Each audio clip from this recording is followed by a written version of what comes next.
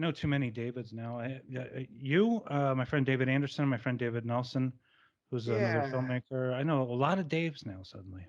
It's like yeah, that Kids in the Hall thing. These are the Daves I know. What I just wanted to mention, because this is the first week of the new year, Happy New Year and all that crap. yep, yep. Happy New Year. We've been watching Vincent Price movies. I've been showing Vincent Price movies to the family, Oh, is and that a right? couple I hadn't seen before, and we watched some old classics, some standards that we watched. We watched two Dr. Phibes movies, the Abominable Dr. Phibes and Dr. Phibes Rises Again, and we watched this movie from 1954 called The Mad Magician, and we watched Theater of Blood, which is a favorite of mine. I love that movie. And we watched two recent movies that he was in, Dead Heat with Treat Williams and Joe Piscopo, another favorite. It's also my daughter's favorite too. Oh, Dead Heat. Oh, I remember that You movie. remember that movie? Yeah, they It's had a like this cult classic. Everybody seems to remember it. Dead Heat. Oh my gosh, Joe Piscopo and yeah, and who was he? And Treat Williams, right? Yeah, that's they were Treat Williams, who cops. recently died, Yes. he died in a motorcycle accident, which is how you should die. I thought that's the Right. best way to die. Absolutely.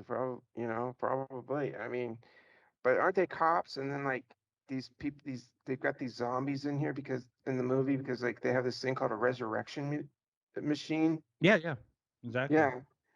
And then there's this really funny line in the movie I'll never forget. When I saw that on HBO a long time ago, and So he did I. goes, I saw "Let's that too. that." He goes, "Let's see what happens when you put someone in the resurrection machine twice." And they blow up Darren McGavin. Yes. Yeah. But do you remember? Kill this guy, would you? Kill this guy, would you? Yeah. Yeah, that's a favorite. Vincent Price is in it. He's like I the didn't principal know rich that. guy. Yeah, Okay. he's the guy I guess Wow. who finances this whole thing because the whole plan is basically to for rich people to live forever. So Okay. they resurrect Oh, themselves and they'll live forever. gosh, it's been a while since I've seen that. Is it streaming anywhere? I'm sure it is. It's readily available anywhere. You could probably find it any place. It's a New World Cinema, a New World Films, I think. New World Um, Pictures. oh, So, No World Pictures, of course. I remember renting a lot of those tapes. and then after that, we watched Edward Scissorhands Okay. for New Year's. I think it was for New Year's Day, because Seen. he's the creator of Edward there, and he Okay. winds up dying before he can give him hands, and it's incredibly cruel. Why would you ever make somebody and then give him scissors for hands? That doesn't make sense. Anyway, Right. if you really want macabre and also fun, funny black comedy type gory horror, I can't recommend Theater of Blood or the Dr. Phibes movies more, because they're made like in the late 60s, early 70s, and it was very gory back then, and they were really pushing it. These were PG rated films, but they were like today they would be rated R because they're just so insanely gory and everything. Right. It's really fun. They're mostly revenge flicks. You know, Vincent Price getting revenge on people who had wronged him, killed his wife. In Theater of Blood, he plays a Shakespearean actor who murders all of his critics of his plays, and he murders them in Shakespearean ways. It's very macabre. Like one particular critic, he he puts his the critic's dogs into a pie and then feeds the critic with the pie. That was really Oh messed up. It's just messed my. up. Anyway, it's such a fun movie. Diana Rigg is in it, being awesome and looking awesome.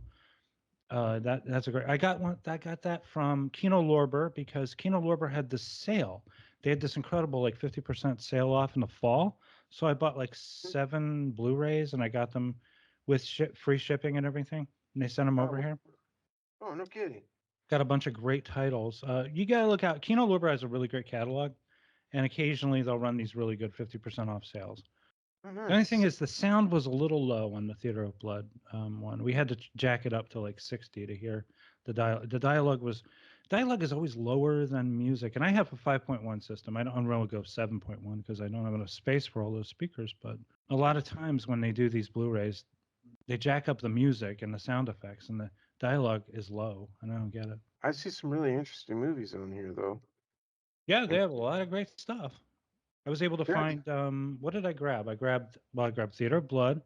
I grabbed The Man Who Wasn't There, which is this Steve Gutenberg. Invisible Man 3D sex comedy. It was that I've always loved. Amazon Women on the Moon. Crybaby, the John Waters movie. Eyes of Laura Mars. That's one. That's one we should discuss in the future. That's an obscure title. Ah, The Eyes of Laura Mars. Okay, that's Faye Dunaway there.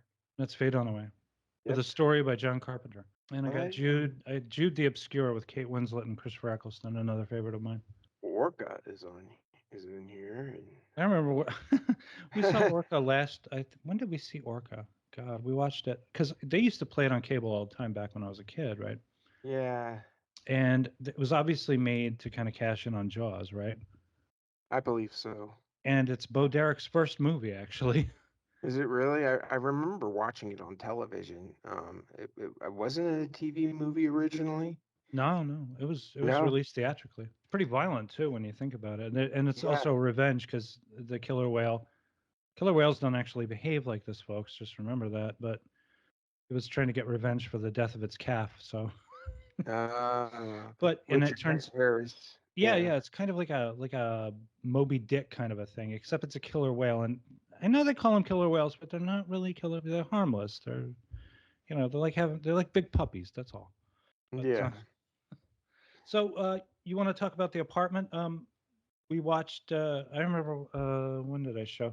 Last summer, I showed the family the apartment. That movie. Oh, okay. What they think of that movie? Well, my wife enjoyed it. It's really hard to get an opinion out of my daughter. I can ask her anything, and she'll be like, "I don't know." Frankly, if we were taken over Uh, by aliens and she suddenly had an opinion, I would know she was an alien. So there you go. But the point is, yeah, my wife liked it. It was directed by Billy Wilder. We talked about that last time, and it's got Jack Lemmon and Shirley MacLaine in it. and it's got some other people in it as well. Fred McMurray from Fred McMurray. and he played. Of course, he's very well known from My Three Sons, right? That's right, Yes, I and believe. also he's in also one of my favorite movies, The Keen Mutiny, where he plays a Lieutenant Commander Kiefer who basically instigates the whole mutiny thing against Humphrey Bogart's character, and then he turns into a big coward on the witness stand at the later court martial, and then Jose Ferrer throws a drink in his face, and it was kind of against type because well yeah, and this one was too because as Fred McMurray, he's My Three Sons. He's like the confident, reliable bachelor who has the family, takes care of, he's a responsible guy. But in these movies, particularly this one, he's kind of a jerk, you know? Right. Oh yeah, absolutely. And I look at Jack Lemmon like in this film. He's obviously trying to move up the corporate ladder in this movie, and Right. I feel like he's doing what he has to do. So he's just kind of like, he's like this nice guy, but he's like, He's too nice, actually. All these people, they just he's basically use him, right? They they use just him to use bring their him, girlfriends yeah, to his to his apartment. apartment, and then finally, I guess when his life starts to turn around, and he starts dating Shirley MacLaine's character, Right. is Fran Kubelik, I believe Hmm. that's pronounced that properly. She's an elevator operator. Yes, and Back when then they had them, that was actually a job, just like if you weren't yeah, operating because I know older elevators, those really nice older elevators, you've seen them of where you course, actually have to like operate this little stick and you have to pull it up and then the elevator goes up and then you stop it, you push it down and that stops it, so you had to manually control the elevator. But I think we're already at the point now where all you have to do is just hit a button, but you still have to have the job, the elevator operator job, because I guess yeah, because it's a union job or something. it could be. I mean, I've been in some very old buildings in Washington D.C. I've actually, I've been in New York a little bit, and I just know from being in D.C. some of those elevators were very old. And they had a gate too, the gate, remember the That gate, yes, they had the gate the as iron gate well. that you have to. I had a girlfriend who lived in an apartment. Her dad was the super of an apartment building on Central Park West. Very nice neighborhood, of course. Nothing anyone I ever knew could afford, but he happened to be a super there, so he gets free rent. She had her own room. They gave her like a bedroom, and it was on like the second floor, and it was only the only way to get to it was to take the back elevator. I guess it's a service elevator or something. for the building, whatever it was. And it was a manually operated thing. And I remember having to operate this thing. And I was just like, this is incredible. I really like this old, I don't know how they did it. It was mechanical, there were probably servos and stuff like that, but it wasn't like electronic, like you have to push a button or something. You actually had to manually just operate this handle, and then the elevator goes. It was interesting. Oh yeah, we've got other people, a few other people I recognize. Ray Walston, he has a small role in it. I recognize another person I recognized in here was David White, who played in Bewitched, I believe. Was he in Bewitched, I believe? Right, he was Larry Tate. He was Darren's boss. Yeah. Oh my gosh, Shirley MacLaine, she's a knockout in this film. I mean, just, she really stands out in this movie. So, You know what? She was probably one of the first of those leading actresses at the time to have short hair. Because I remember she was in a movie, The Trouble with Harry. It was this mhm, great Hitchcock dark comedy, and she's also cute as a button in that one too. And she's got the short hair, and I think that was probably a big deal because back then women had really like long, elaborate hair, and it was mhm, all done up and everything. And she kind of, I guess maybe she had like this earthy quality about her. Maybe she was like the first manic pixie dream girl. I mean, other than Audrey Hepburn or somebody like that. It's interesting. I think they wanted a romantic comedy. By them, I mean, I guess United Artists, whoever distributed the movie, right? Jack Lemmon and Shirley MacLaine make for a cute couple. I don't know the thing. What was fun about the movie was that I kind of didn't want it to end because I feel like we were over a hump as far as the problem in the movie, which is Jack Lemmon doesn't want Shirley MacLaine kind of being it's weird. They're not really coming out and saying it. It's kind of like how they made Breakfast at Tiffany's or something. They're not really coming out and saying it. She's kind of like a prostitute, or she's prostituting herself with this man or something, because this man keeps promising he's going to break up with his wife and he never does. He's obviously right. stringing her along, and I think Jack Lemmon knows this because he knows his boss is a prick. Oh, of course. And the thing Yeah. is, she's not an idiot. So it's weird. Uh-huh. You're watching her lie to herself about this relationship. Not say it's Fred McMurray. I mean, really? Come on. Yeah, I mean, he's not William Holden. He's not, he's right. not. Who's another? Robert Mitchum. He's not. He's just an asshole. Oh, yeah, absolutely. And Jack Lemon's kind of an asshole too, but he's kind of a likable asshole. right, he is, but he's got a good balance and he knows what's going on and he sees it. And of course, at the very end, he hands him a key and obviously it's the wrong key. It's the key to turn his key in because he's hanging his hat up for that, to get out of the job. So, This was what, 3 years after the 7 Year Itch for Billy Wilder. That would have been cadre of movies that he made around that time period. 57. Oh, he did the 70. Well, yeah, we talked about Sabrina. He did Sabrina in 54. He does 7 Year Itch, which is a big hmm hit. My favorite Marilyn Monroe comedy. Spirit of St. Louis, Love in the Afternoon. I think that was Audrey Hepburn, right? Witness for the Prosecution, which is a drama. I mean, like oh my God, this guy's output is insane because he did comedy, he did suspense, he did thrillers, he did depressing drama, he did Double Indemnity. Oh, Double Indemnity is another Fred McMurray movie where he plays an insurance investigator who gets screwed over by a woman. It's like one of those film noir type things. Double Indemnity. Yeah, I see it. 1973. He did Some Like It Hot. He did the screenplay for it. He made another movie with Shirley MacLaine called Irma la Douce. I mentioned that. And then on and off sporadically throughout the 60s and 70s after that. And like I mentioned, he did that movie Avanti, which you need to see. Like I've decided now you must see it. It's also Jack Lemmon. Avanti, I see it right here. Yeah, I have an MGM DVD of it, but I'm sure you can find it in other places too. What did you think of The Apartment? I liked it. I think I gave it I really did. I mean I didn't put it down one time. I mean I just watched it right straight through and I thought it was pretty good. It says Yeah. here it was nominated for 10 Oscars and won Was it really? 5 of them. Wow. It won Best Picture, Best Director, Best Screenplay. Jack Lemmon get any? When Well, no, best?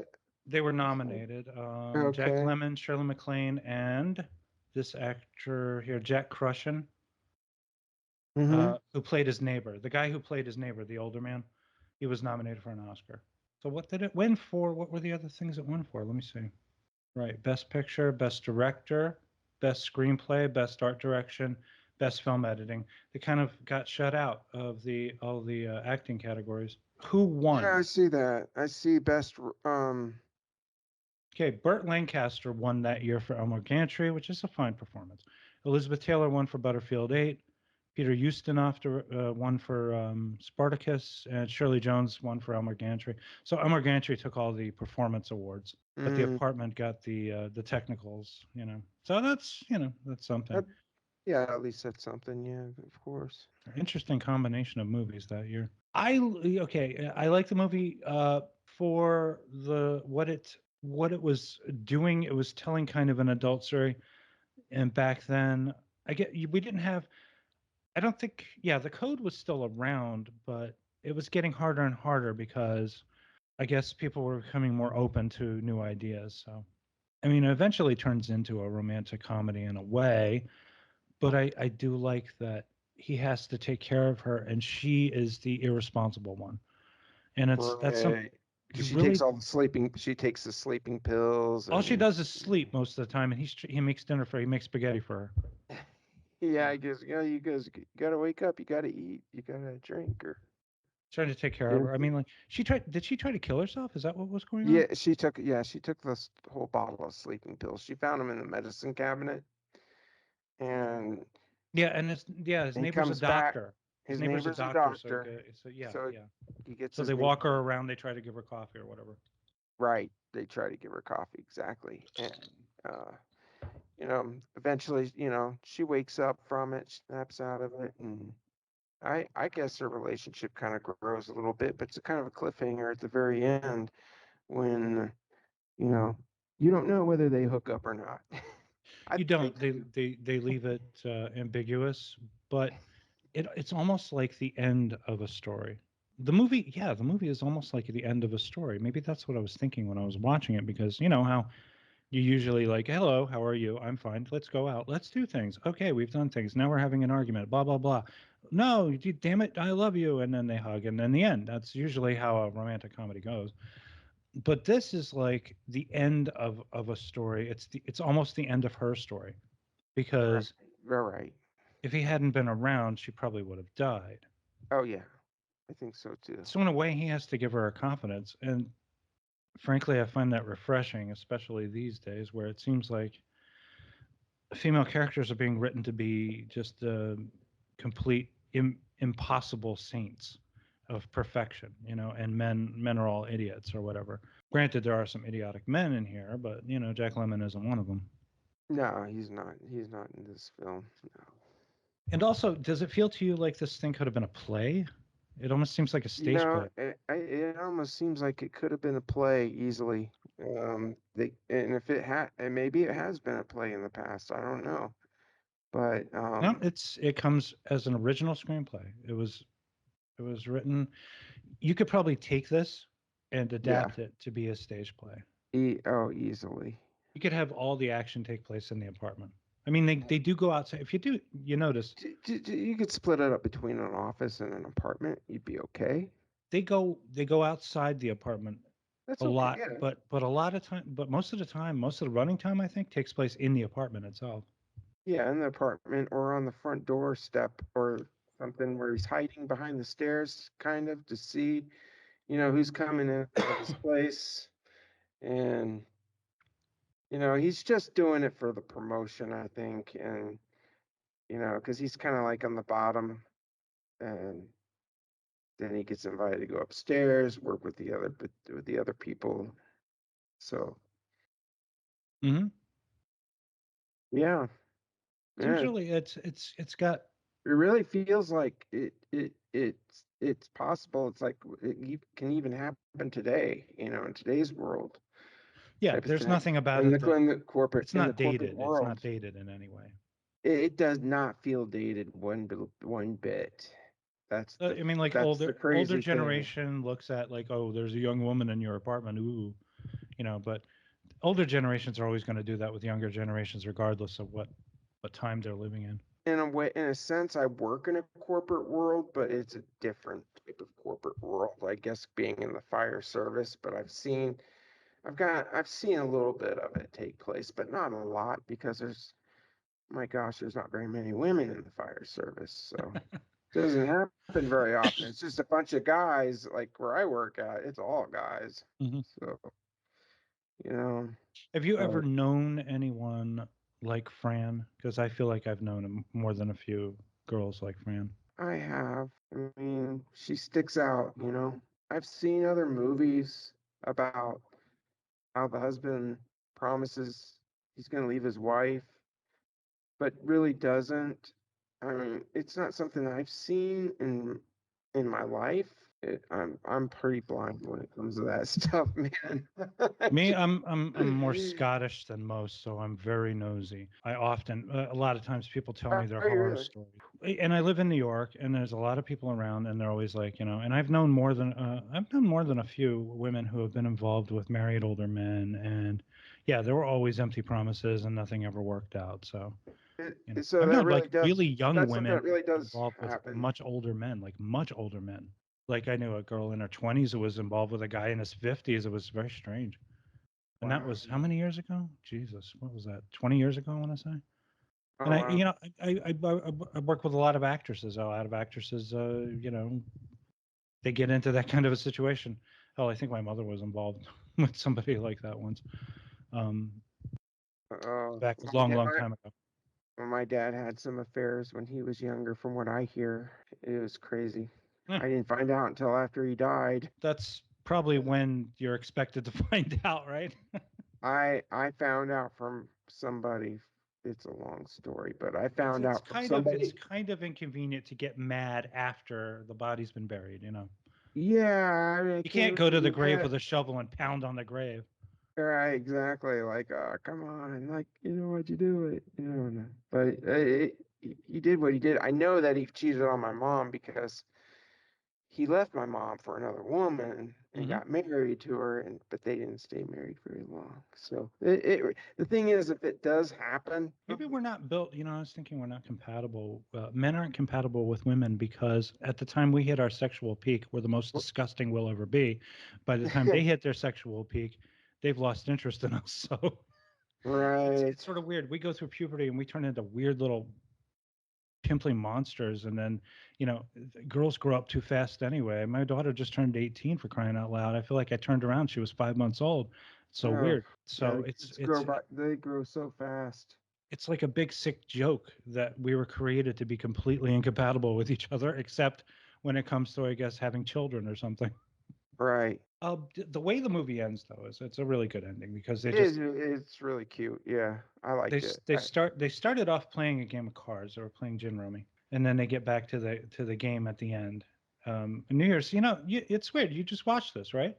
Yeah, And it takes place around New Year's, so it's a holiday movie, kind of. it is kind of a holiday movie actually. And when they play cards together, I think that's their connection. That's their way of communicating. I feel like because she's afraid of really being vulnerable again. Yeah, that's true.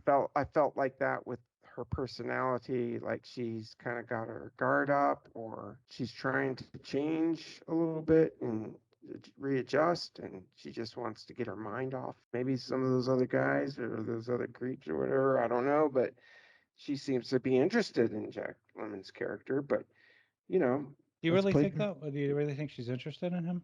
Because I don't know. I mean, I think, Jack Lemmon doesn't strike me as, romantic interest. He strikes me as your friend, the friend. Yeah, that's true. I feel like there's a It, friend zone there. oh yeah, you're right. It could be. I don't know. I mean, it's possible. Like I said, when you watch Avante, he falls in love with Juliet Mills, even though she irritates the hell out of him. So. Yeah. If a girl irritates you, is that a pretty good sign she likes you? Well, that's a romantic comedy rule. It's right there. Romantic comedy rule number one: if the girl irritates you, you're going to wind up marrying her and having 15 children with her. Oh, wow. Okay, I'll keep that in mind for my You remember the Paula Abdul song, "Opposites Attract"? oh yeah. Yeah, that's true. I do remember that. That's the age-old cry of the truly desperate, according to John Cleese. That's what he said. So yeah, great film.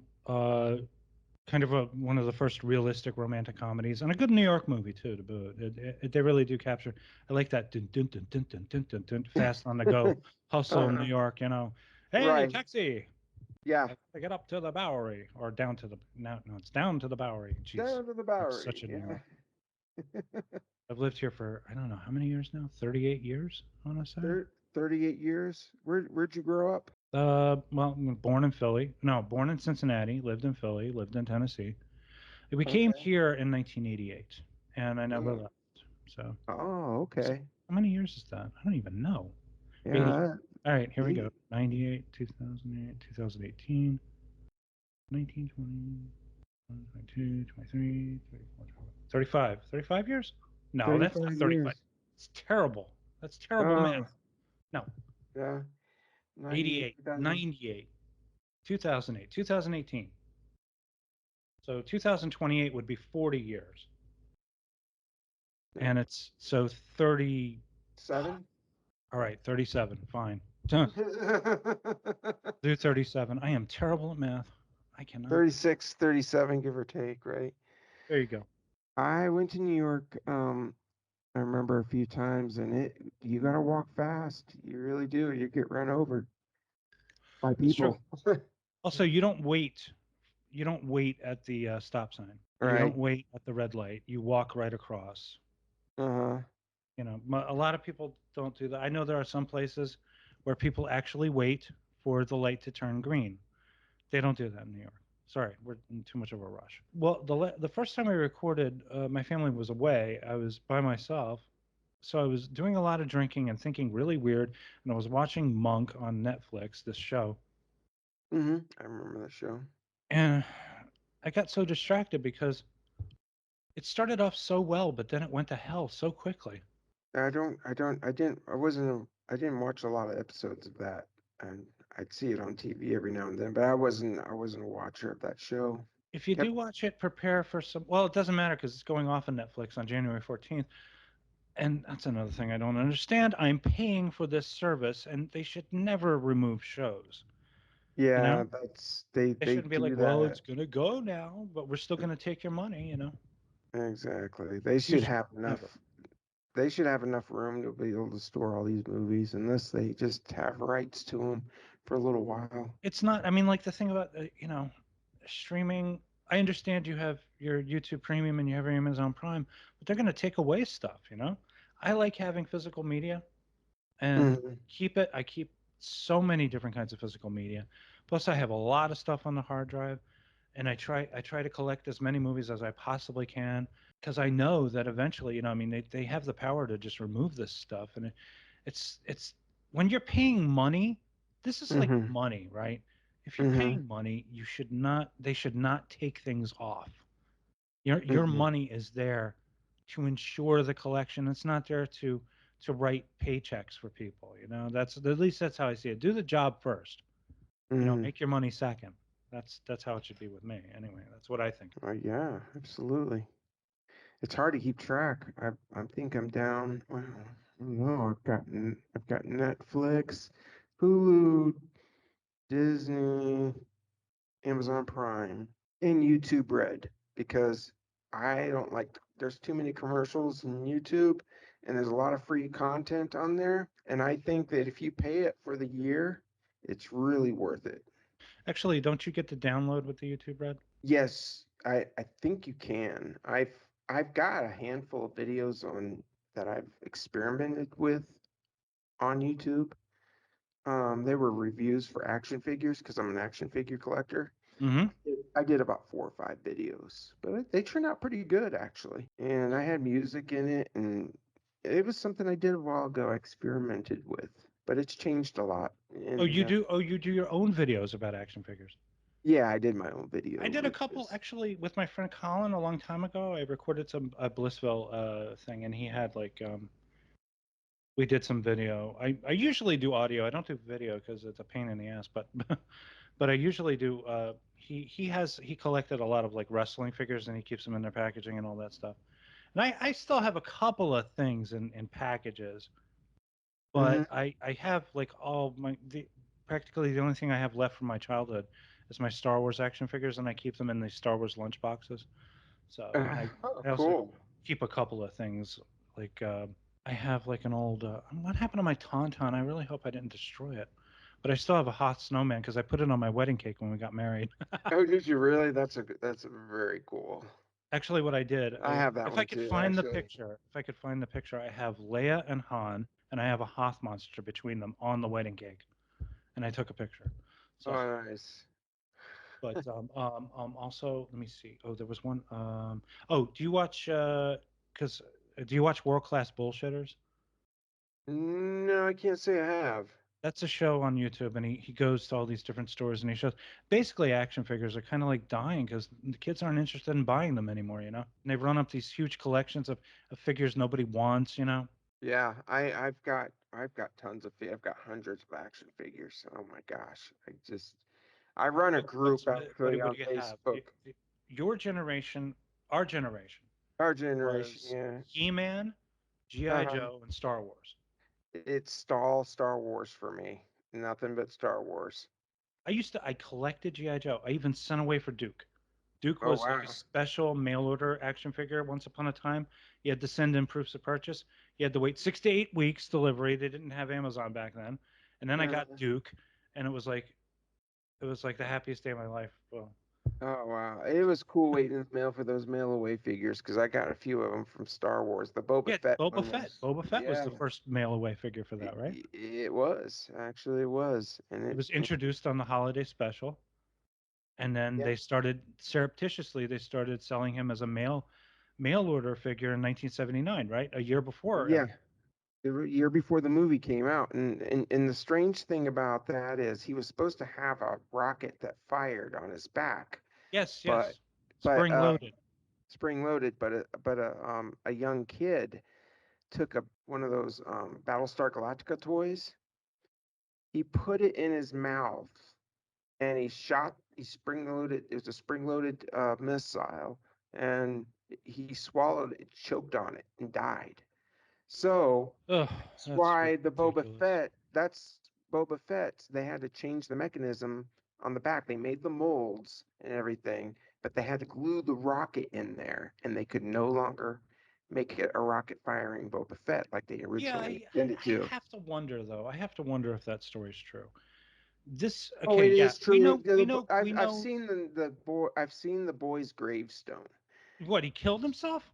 He did it He on killed himself accident. with a Boba Fett action figure? No, no, no, no, no, no, no. With a Battlestar Galactica toy that had a Oh, firing rocket in it. but it wasn't He Boba Fett though, technically. no, no, no, no. It was Mattel at the time. That Are was you Mattel's sure? property. Because think about this.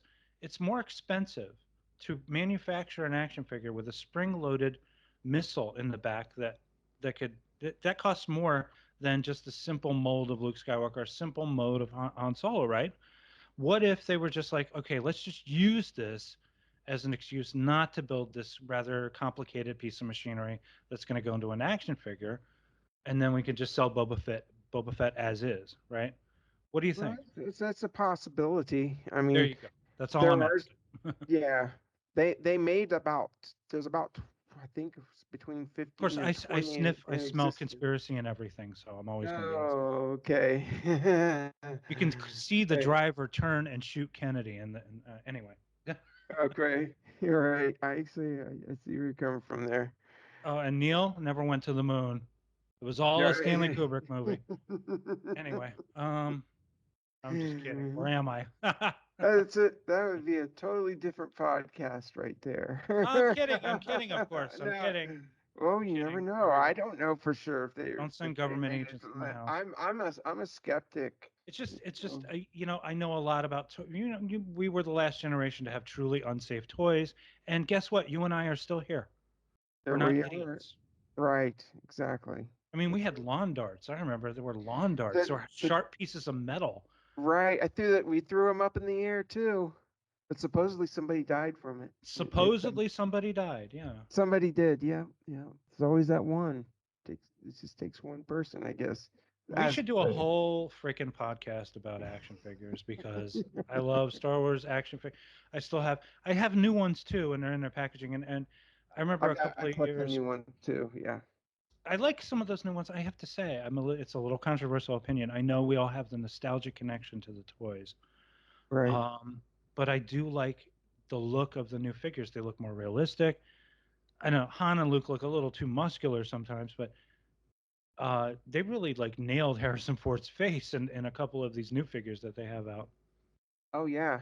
Plus, Yeah. they have all this great articulation now. I mean, they weren't made very well nowadays. God, if you saw the original figures that came out, remember?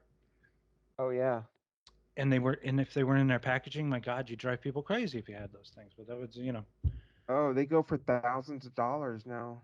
I still have it. One of my oldest ones. I have an R5D4 that looks like crap. The sticker is coming off. It's completely filthy and everything. But it's like the oldest thing. I even have like a hammerhead. And you know what happens to these figures over time? They get very loose and their arms start getting all jaggedy. Right.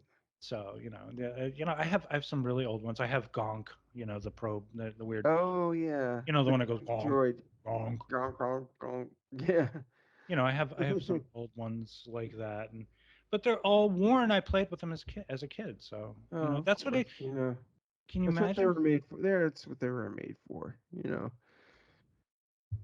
Nobody knew that they were going to be as valuable as they had become. I ended up rebuying mine back in the 90s. I can remember going to Chiller Theater and you ever been to Chiller Theater before? Where is it? It's in uh it's in the Meadowlands in New Jersey. It's a big convention. They've got like actors and old actors.